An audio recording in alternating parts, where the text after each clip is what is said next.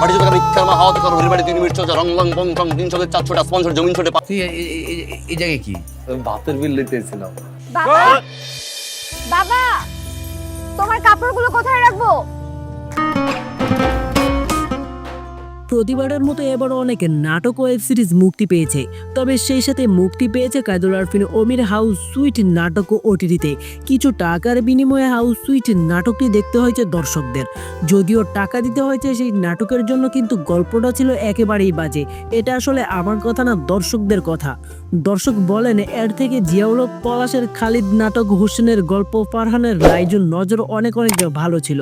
তবে ভিডিও শুরু করার আগে সাবস্ক্রাইব করে আমাদের সাথেই থাকুন এবং প্রিমিয়াম সকল মুভি সিরিজ দেখুন আমাদের টেলিগ্রাম চ্যানেল থেকে। ডিসক্রিপশন বক্স থেকে যুক্ত হতে পারেন টেলিগ্রাম চ্যানেলে। তো চলুন এবার ইউটিউবের নাটকের তালিকায় সবথেকে সেরা নাটকগুলো সম্পর্কে। নাটকের প্রথম তালিকায় রয়েছে জিয়াউল হক পলাশের হোসেনের গল্প। আম্মা, যারা জাকাত দেয় আর যারা জাকাত লয় এরা কি বন্ধু তার না? আসলে গরিব ছেলেরা কারো বন্ধু হতে পারে না, এই নাটকে সেটাই বুঝিয়েছে পরিচালক অংশু। আমার দোয়া মনে কবুল হয় না। নাটকটি দেখার পর সত্যি আপনার খারাপ লাগবে, চোখে পানি আসার মতো একটি নাটক। একটি বাস্তব গল্প তুলে ধরেছেন এই নাটকে। আমাদের আশেপাশে এমন অনেক মানুষই রয়েছে নিজের থেকে আগ বাড়িয়ে সবার উপকার করতে গিয়ে ধরা খেয়েছে, এমন বহু মানুষ রয়েছে। মানুষের কথা কি বলবো, আমি নিজেই এমন আগ বাড়িয়ে উপকার করে মানুষের কথা শুনি। নাটকের গল্প ছিল এমন।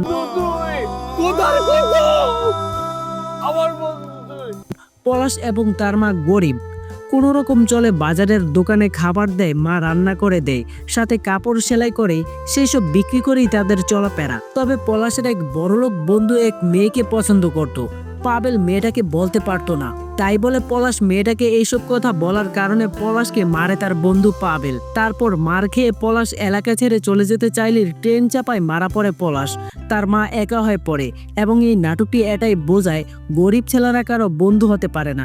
নাটকটি দেখলে আপনার চোখে পানি আটকে রাখতে পারবেন না, আর পুরো গল্পটাই বুঝতে পারবেন। 2 নম্বরে রয়েছে মুশফিকার ফারহানের নজর। বান্দির পুত আমাকে এলাকায় ফিরে আসছে। 11 দিন আগে মুক্তি পাওয়া এই নাটকটি এখনো ইউটিউবের ট্রেনিংয়ে রয়েছে। এখন পর্যন্ত এই নাটকের ভিউ 4 মিলিয়নেরও কাছাকাছি। তবে খুব শীঘ্রই এই নাটক অনেক দূর চলে যাবে। নাটকের গল্পটা ছিল এমন, 4 বছর আগে নায়িকার বাবা ফারহানের চোখ অন্ধ করে দেয় মারপিট করে। তারপর এলাকায় নায়িকার বাবা ফিরে আসলে তাকে মারতে গিয়ে নায়িকার সাথে দেখা হয় কারা চোখ নিয়া। তারপর থেকেই তাদের প্রেম ভালোবাসা হাবিজাবি, আর এই কারণেই নাটকটার নাম দিয়েছে নজর। এক নজরেই অনেক কিছু উল্টে পাল্টে যায়।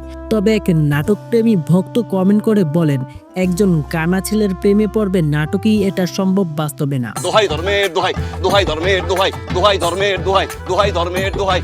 3 নম্বরের নাটকটি মুক্তি পাওয়ার মাত্র 9 ঘন্টার মধ্যে 1 মিলিয়ন ভিউজ অতিক্রম করেছে। এখন পর্যন্ত নাটকের ভিউজ প্রায় 4 মিলিয়নেরও কাছাকাছি। নাটকের নায়িকা হিসেবে দেখা গিয়েছে সাদিয়া আয়মানকে। নাটকের নাম ছিল লাইজু। গল্পটা ছিল অন্যান্য গল্প থেকে 1000 গুণ ভিন্ন। গ্রামের কিছু বাস্তব চরিত্রের সাথে মিল রেখেই নাটকটি তৈরি করেছে। নাটকের শুরুতেই সাদিয়া আয়মানকে এলাকার কিছু বকাটে ছেলেরা বাজে কাজ করে রাস্তার পাশে ফেলে দেওয়া হয়। অন্যদিকে ফারহান বাটি চালা দিয়ে চোর ধরতে দেখা গিয়েছে। ফারহানের বিয়ের জন্য পাত্রী দেখতে গিয়েছেন, তবে হাসি কান্না নাটকটি দেখে অনেকেই অবাক হয়েছে দর্শকরা। ফারহানের ভক্তরা তার জীবনের সেরা নাটক হিসেবে বলেছেন এই নাটকটি। 4 নম্বরে যে নাটকটি রয়েছে সেটি হলো জিয়াউল হক পলাশের খালিদ নাটক। দর্শক খালিদের নাটকটি দেখার পর এখন খালিদ 2 দেখার আগ্রহ প্রকাশ করেছেন অনেকেই। নাটকের গল্পে দেখা গিয়েছে সৎ এবং ছোট ভাইকে বাঁচাতে খুনের দায়ভার নিজের কাঁধে করে 5 থেকে 6 বছর জেল খাটতে হয়েছে পলাশকে। এদিকে এইসব না জেনেই সৎমা খালিদকে অপমান করে এবং এক পর্যায়ে ছোট ভাইকে কিডন্যাপ করে নিয়ে গিয়েছে। ছোট ভাইয়ের খোঁজে খালিদ যায়, তারপর সমস্ত প্যাচকুচ খুলে এবং খালিদের সৎমা তাকে বুকে টেনে নেয়। 5 নম্বরে যে নাটকটি রয়েছে সেটি হলো নিলয় আলমগীরের নাটক একান্নবর্তী। একটি ফ্যামিলি নাটক। এই নাটকটি অনেক হাসির, পরিবারের সবাইকে নিয়ে দেখার মতো। মাত্র 15 দিনে এই নাটকের ভিউজ 10 মিলিয়নের মতো গিয়েছে। তবে এত নাটকের মাঝে পলাশের হোসেনের গল্প নাটকটাই সেরা ছিল। পাখি লাগবো, পাখি ময়না পাখি, টিয়া পাখি, চড়ুই পাখি, কুশালে লোকমুখে সেটাই বলে দর্শক।